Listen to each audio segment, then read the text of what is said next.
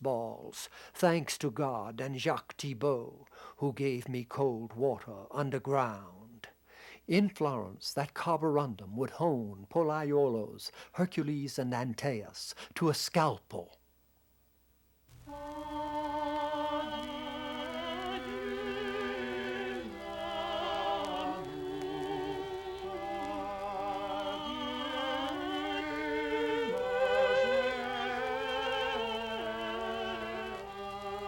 Under which beauty thins to the wistful delight of the Paul di Pezzoli girl, mostly attributed to that same anatomist, Pollaiuolo, as if for all freshness and joy, Dufay's Adieu M'amour was sounding. So the wailful brightness of Villon's best-known ballade, Des Dames du Temps Jadis, Dites-moi où, dans quel pays, est Flora la belle romaine, mais où sont les neiges d'antan? Of which Rossetti, for all his yesteryear, caught something. Where is echo, beheld of no man, only heard on river and mere? She whose beauty was more than human, but where are the snows of yesteryear?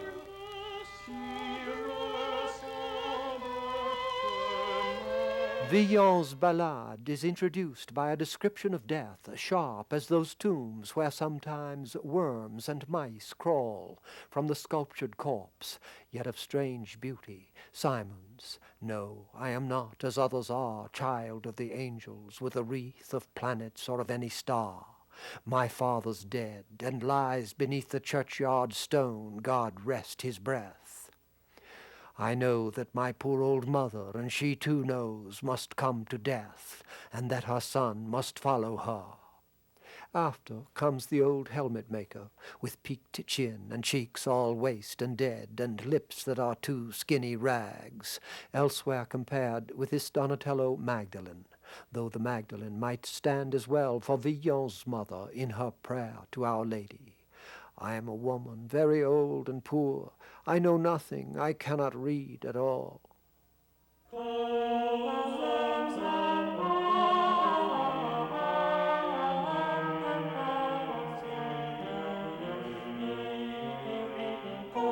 But when I go to church, I see on the wall a painted heaven, where harps and lutes are, a hell also, where damned spirits boil. One gives me happiness, the other fear. Give me the happiness, goddess of the sky, to whom all sinners should render without guile, theirs and themselves, in love and humble prayer. And in this faith I choose to live and die.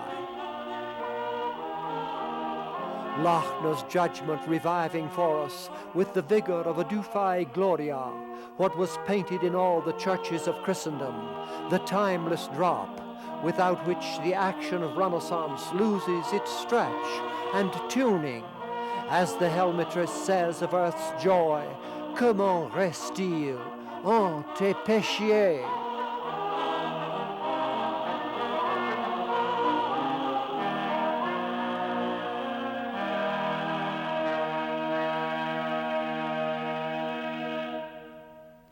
In Donatello's Christ, in Villon's Every Man's Self, the rising tragic twist is of the ennobled but mortal frame.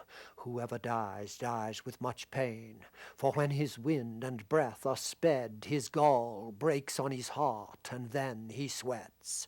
God knows that sweat of men. No need to ask how God knows. Son fiel se crève sous son cœur, puis su, Dieu sait quelle sueur. Significant for the whole Pascalian reversal of Promethean Renaissance, that Donatello, spearhead of pagan recovery and sensuous enfleshment, should also have led in the break to penitential force. From his Padua altar, the passion whirl spreads and mounts through Mantegna, from the early frescoes to this foreshortened dead Christ. And in music, too, the stress of the humanist wedge driven into Gothic swells toward the late century and Reformation. Curious that where we invoked Ockeghem, supposed canon tormentor, for floating ease, we call on Obrecht, supposed softener, for the fevered counterpole.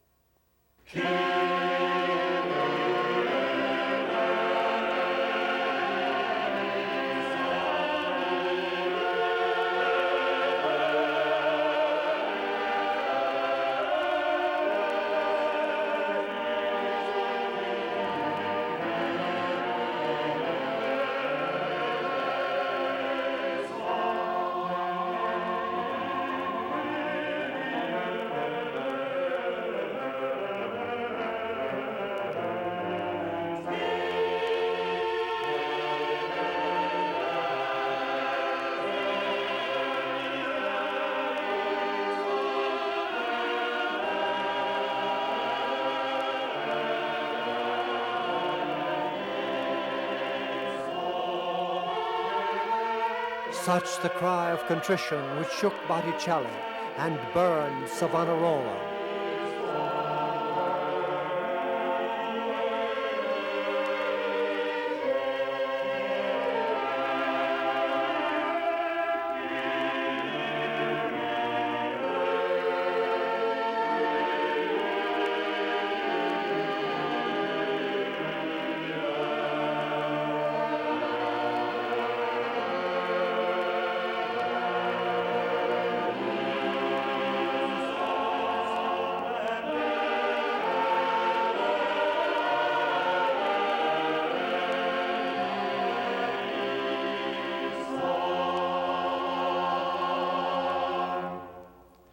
And already by the 70s, in the Ferrara from which Savonarola would move to Florence, Cosimo Tura had forged from Gothic and Donatello an anticipation of Mannerist and Baroque, strange as in later literature Gongora and Donne.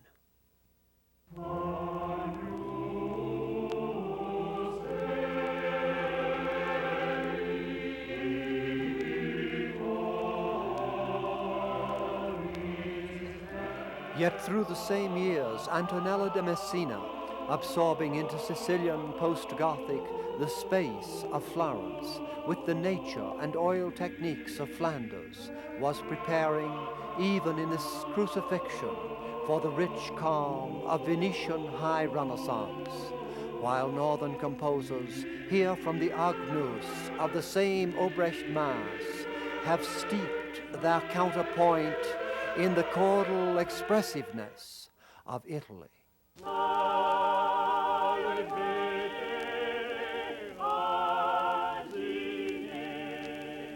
Here, a peasant's lament for his dead donkey. And had those humanists heard that early Christians were rumored to have worshipped a crucified ass?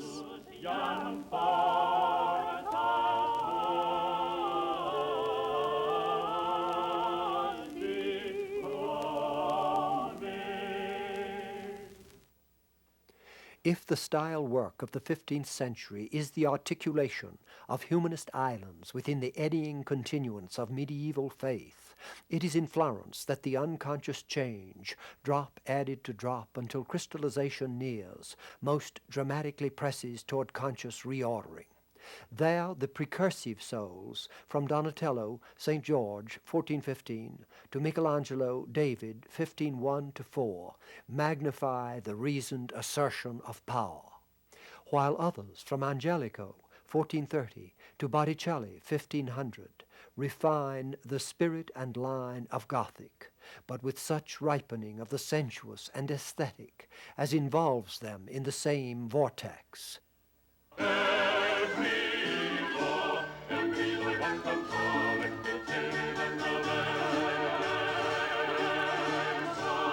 The polarity working to climax had shown itself in Donatello. On the pagan side, with Josquin's Frotoli, El Grillo, come Lorenzo de Medici's satyrs and nymphs in Bacchic dance, or da Bacco riscaldati, ballon, saltan, tuttavia, taking up the levity of Donatello's sportive relief below, no doubt seen by Montaigne on his 1466 Florentine visit. Compare his triumph of Silenus above. Yet Donatello's carousing Amorini.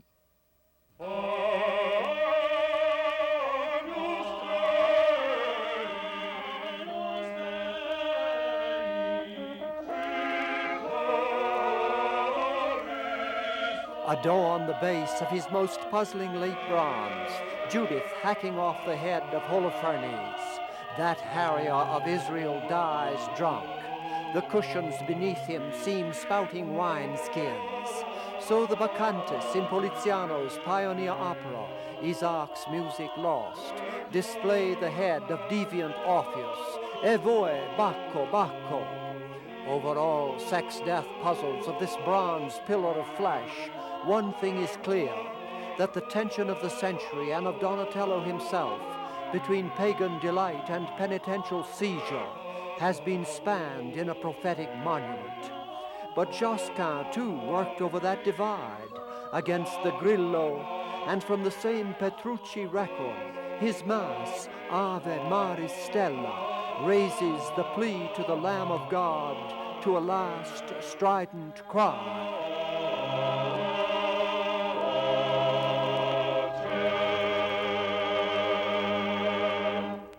Such Savonarolas, oimè.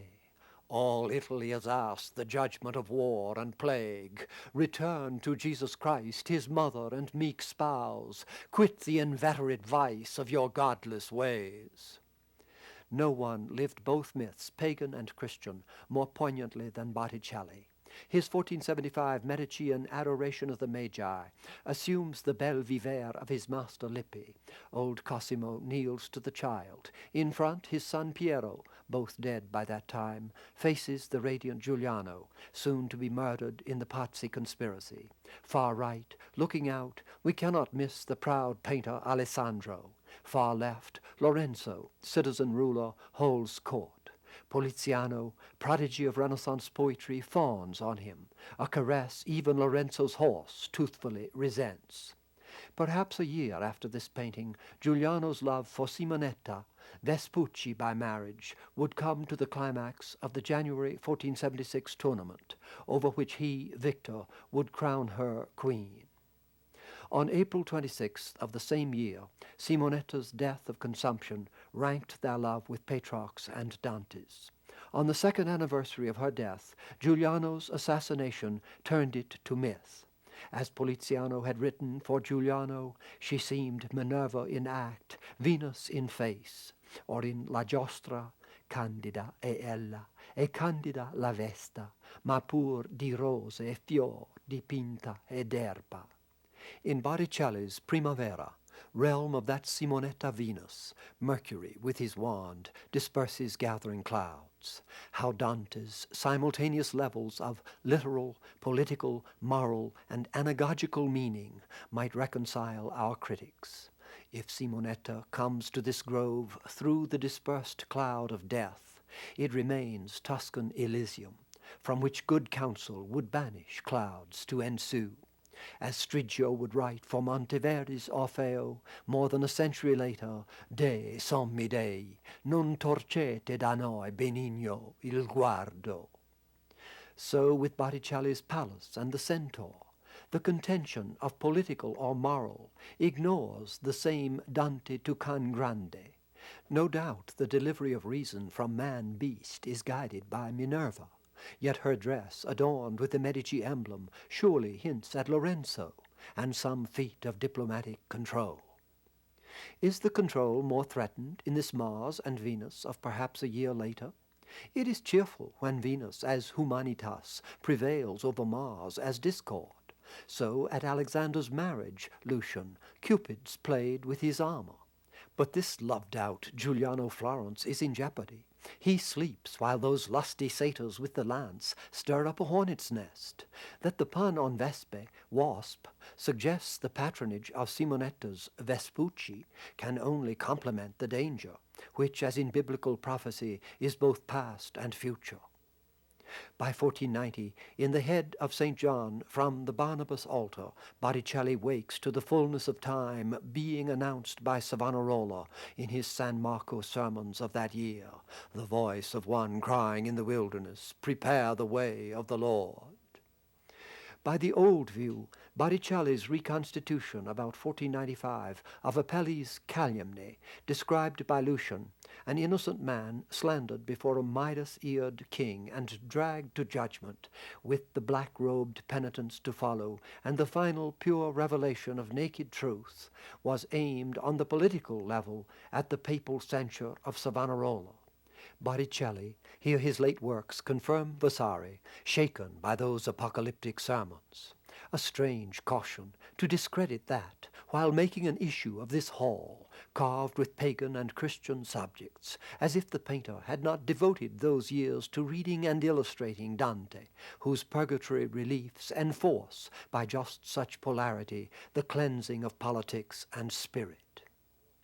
Perhaps Botticelli bore his share of calumny as well, as in Vasari's story. Without any education and scarce knowing how to read, he writes a commentary on Dante. But who else pursued almost to the point of starving soul's ascent from the rank grovelling of the bad ditches to the flame geometry of Beatrice's Empyrean? In soul as in paint, where was the link but in Botticelli to Leonardo and Michelangelo? From mid-century, as under the pastel calm of Piero della Francesca, here one of the Arezzo frescoes, where a laborer carrying the timber destined centuries after for the true cross becomes a mystic prototype of Christ. What was heightening force and counterforce was the emergence of the new man, new woman, the harmonious space of Piero's religious art, complemented by the transforming boldness of his portrayed patron, Federico de Montefeltro of Urbino, here with his Sforza wife.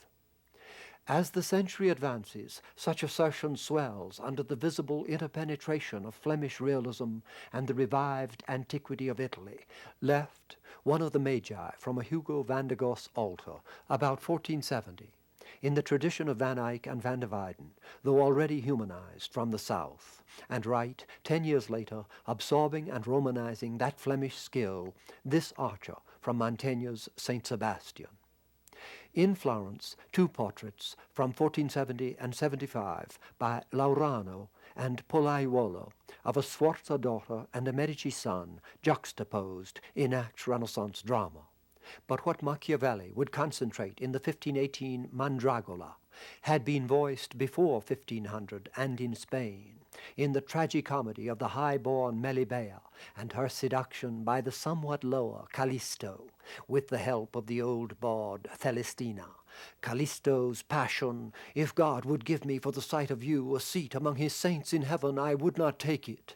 His idolatry when asked, are you a Christian? I am a Melibean. I acknowledge no other deity in heaven while she remains on earth.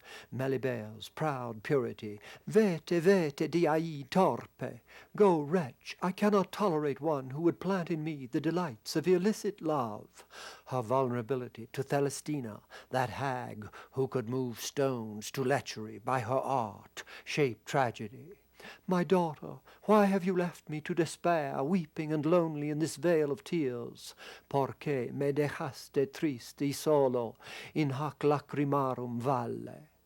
In France, with Jacques Coeur, merchant prince of Bourges, his motto, à vaillants cœurs, rien's impossible. Renaissance assertion, battling medieval fortune and the brittle world, had sowed that tragic field. Founder of French trade with the Levant, rescuer of the national currency, who financed Charles VII's wars and fought at his side to oust the English from Normandy, who built chapels and established colleges, Coeur, betrayed by the king and accused without pretext of plotting and poisoning, was tried by his enemies, fined what might now be $100 million, and thrown into prison, his goods divided among the king's favorites. After 5 years he escaped, but died of sickness as he led a fleet against the Turk for the relief of Rhodes. At the windows of his Bourges house, these carved servants, man and maid, look out for their master's return.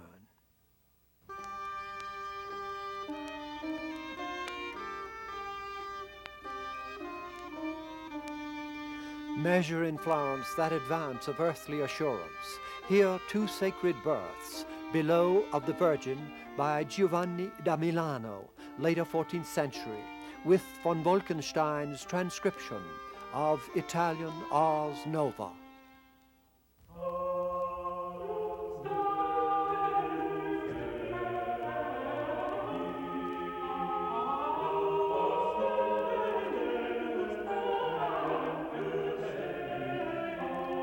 Above, Ghirlandaio's 1490 Birth of St. John the Baptist, with Isaac's Mass, formed of Spanish dances, attuned to this coffered room, festive with robed ladies, where a fruit-bearing girl billowing in seems almost to have arrived from Magna Graecia.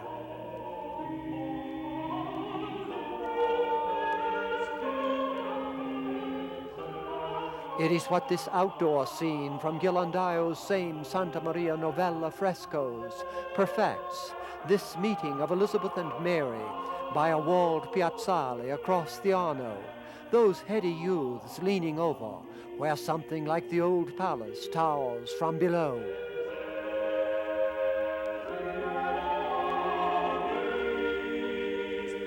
In Bruges, that late-century enrichment peaks to the gold-housed and jewel-bright miniatures of Memling's Reliquary of St. Ursula, Christian life and martyrdom, as in Isaac's dancing Agnus Dei, aglow with delight.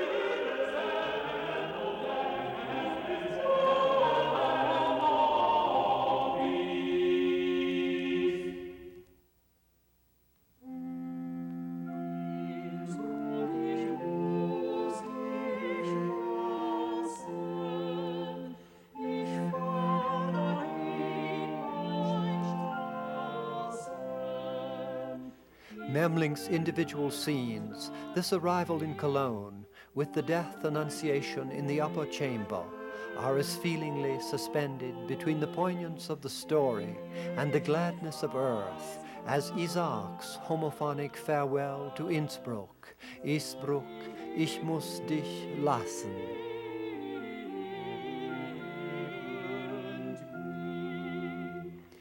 In Italian magnification of Flemish precision, Memling's reliquary sequence expands to the architectural and perspectival vistas with which Pinturicchio, soon after 1500, muraled the Sienese Cathedral Library. Such tour de force panoramas from the life of Aeneas Silvius Piccolomini left the journey to Basel with its background of harbor and storm, as if the open road of Isaac's songs.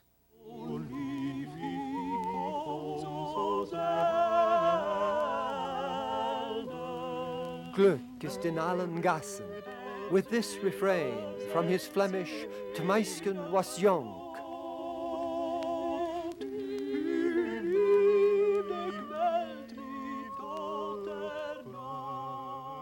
Were spun quod libet to a glad missa carminum.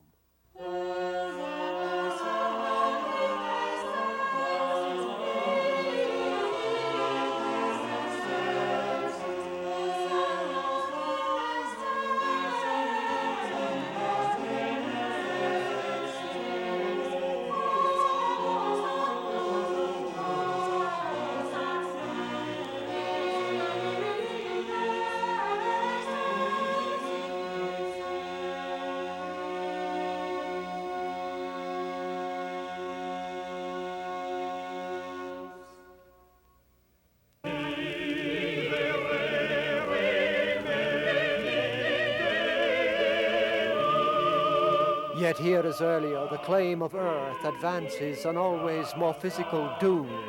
So with Pinturicchio comes an Umbrian complement, Signorelli, his masterpiece, the Apocalypse frescoes at Orvieto, this resurrection of the dead. It is a mood to which Josquin continually returns, miserere.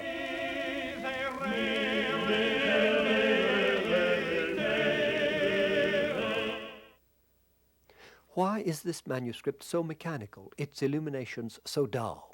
The question is unfair, since this landmark of progress is the Gutenberg Bible, printed in German Mainz about 1454. It is mechanical because it was set from movable type and could be reproduced toward a limit which in our time pumps books on and off the cartel shelves like the tasteless apples of a supermarket. Dull in illumination because it no doubt employed what Adam Smith would acclaim as the time-saving principle of division of labor. The multiplied power of Renaissance was to rest on the output of the press. But it will remind us how history dismantles one wall to build another, that, as in Greece, bardic memory disappeared with the written word, the sacred and aristocratic glory of the parchment manuscript could only go under in Europe's forward rush.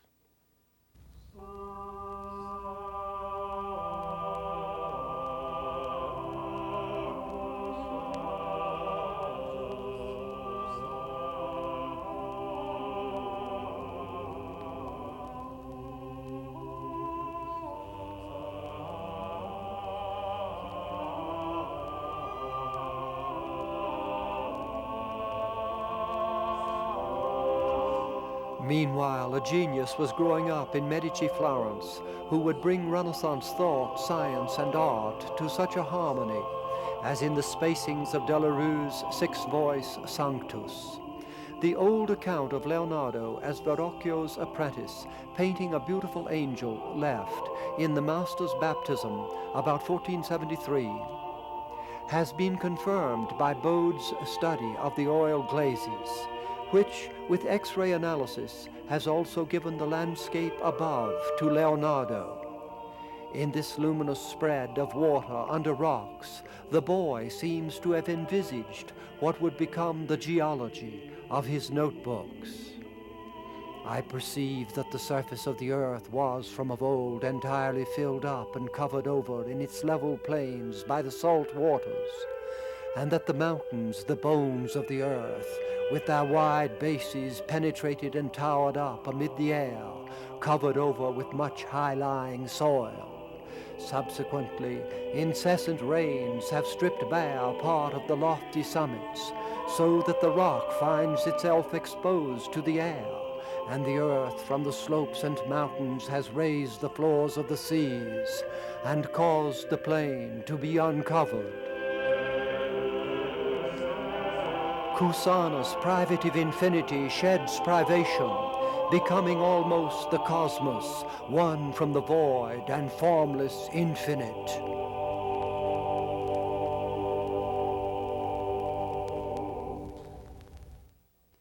As the wisdom of age had touched the boy, child promise smiled